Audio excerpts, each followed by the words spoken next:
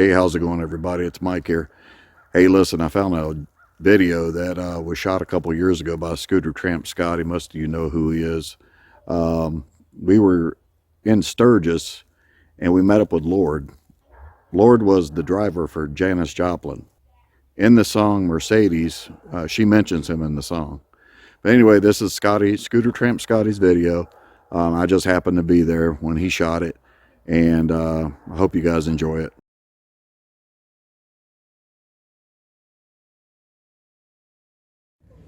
Lord here, he used to be a vendor here. Yeah. Remember that time you got your did you get that RV stuck on that dirt road, or were we in Reynosa? No, I remember. I told you where the campground was. Remember you came up and camped with us, that free campground? No, I don't remember. Yeah, well, what would you say you were, 77? You don't remember me? I don't remember. I wasn't that interesting? I don't remember a lot of things. He's riding up here on, how do we look? Good. He's riding up here on a bike that Janis Joplin gave him. And I had him tell us this story because I think it's an interesting story. Because Not one everybody could tell. no, y'all, his name's Lord. Claims his mom gave it to him. That's what she did.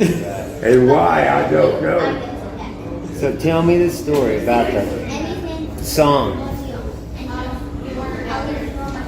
Mercedes-Benz. Right, that one. It was mistakenly recorded in New York during the recording of the Pearl album. And it was later brought onto the album. But it was never written. That's why there's no music behind it. So, Yeah, and they were just throwing some words around her, and I believe it was Bobby Newart. The equipment was on, and she pretty much came off the top of her head with it. I was sitting in the corner rolling a joint. It was done for me as a joke. It was never meant to be recorded or nothing, you know. his name's Lord, and he used to drive to chauffeur Janis Joplin around. Yeah, She's got a bike that she gave him out here. old motorcycle, Lucille. So it was an accident. You were just sitting in there, and the equipment just happened to be on The equipment during a break. was on. They were on a break, and she just pretty much came off the top of her head with it. It was later included on the album. What do you, so that's where the Lord And you part know, came from. So she never heard the Pearl album. did She died before it was released. and you never did buy her a Mercedes-Benz, did you? Hell no, I couldn't afford to buy she could buy a Mercedes. How about a color TV? You know, she could buy a color TV. I couldn't, you know. So that's where that song came from. I knew this because this is old folklore. Where? What was it like being around Janis, man? You remember anything interesting? It was always interesting. It was never dull. I mean, you know, if you were out in public with her, she let the public know she was there, you know, I mean, you know, she was just, and a lot of it she did for like a protective wall. You know, she would say things that would o-face people because it kept them at bay, particularly the media.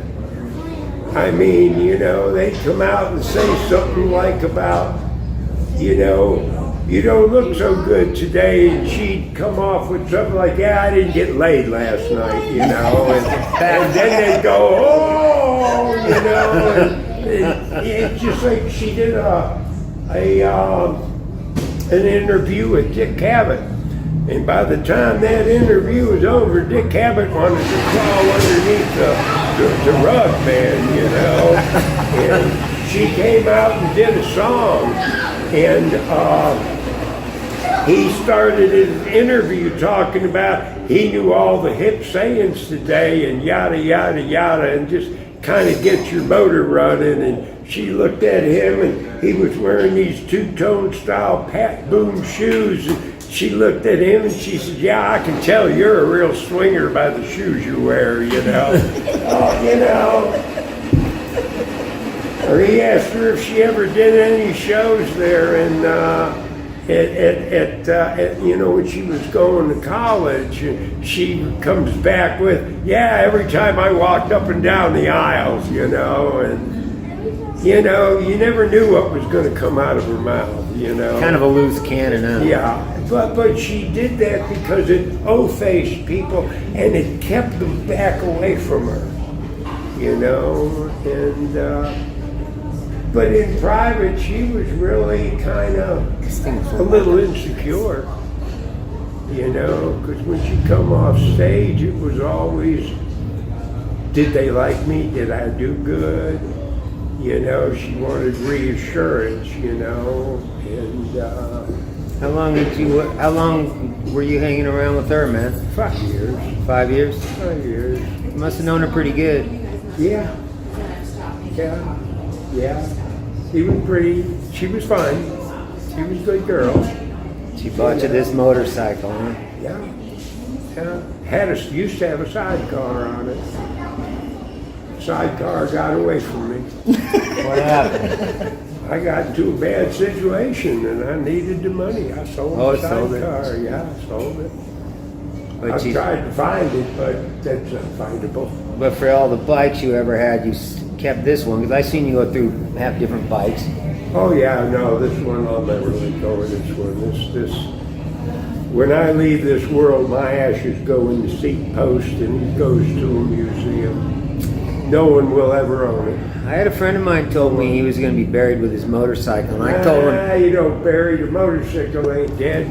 I figured if put my ashes in the seat post, I'll go with it. And if I emancipate the title, nobody's name will ever be on that title but mine. And my sister can just put it on loan to a museum. emancipate the title. Yeah.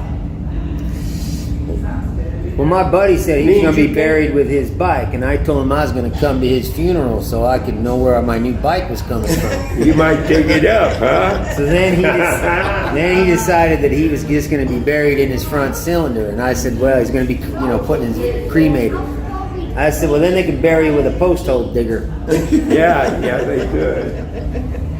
Nah, I just my ashes will go in the seat post and I'll go with it. And maybe one Sunday somebody can take me for a ride. That's kind of how I feel about it, you know. I've had several outfits try to buy the bike from me and I won't sell it. I've turned down some big money for it. Yeah. And I won't let it go. I still have the original titles and bills of sale with her name and signature on it. When we got it back out to California, we picked it up in Jacksonville, Florida at Adamax Harley Davidson when they were at 233 Main downtown. And we got it back to California and she applied for a lost title. When we re-registered it to me under that title, and I still have the originals, so I can prove where it come from. Oh, yeah. And the damn paperwork's worth more than the bike is. I might think he was just senile, but I did know you when you were younger. I might think he was making it up because you're senile, but... Nah.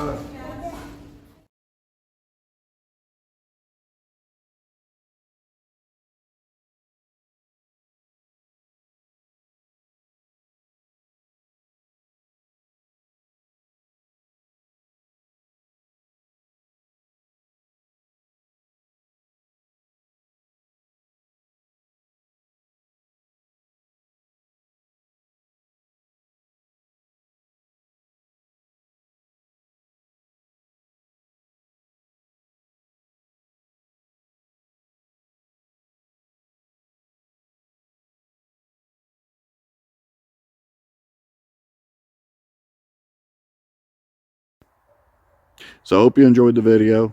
I'm going to leave Scooter Tramp Scotty's information down below in the drop box. Check out his link to his new book.